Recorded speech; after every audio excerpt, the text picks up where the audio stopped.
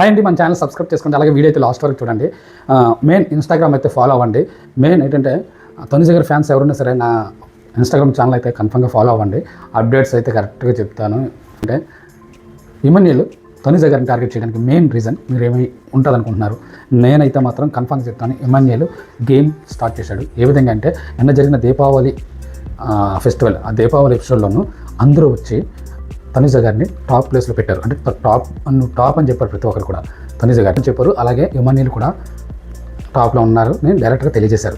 అయితే ఇక్కడ ఇమన్యుల్ ఒకటే ఒకటి ఆలోచించాడు. మెయిన్ ఏంటంటే అది తనుజ గారిని నాతో పోటీగా తనుజ ఇస్తుంది, తనుజ గారిని ఎలాగైనా సరే ఎదుర్కోవాలని చెప్పేసి తనుజ గారిని ప్రత్యేక టార్గెట్గా పెట్టుకున్నాడు. కాకపోతే ఆ టార్గెట్ ఆ స్కెచ్లు వేసే విధానంలోనూ ఇమన్యుల్ అయితే కన్ఫర్మ్గా ఫెయిల్ అవుతున్నాడు. ఎందుకంటే అక్కడ అనుకున్న దానికంటే ఎక్కువ సీన్ క్రియేట్ చేస్తున్నారు ఇమన్యుల్ గారు అయితే అంటే తనకు కావాలని టార్గెట్ చేయడం వల్ల ఆటోమేటిక్గా బిగ్ బాస్ ఆడియన్స్లోను ఇమన్యుల్ అయితే మైనస్ అవుతున్నాడు.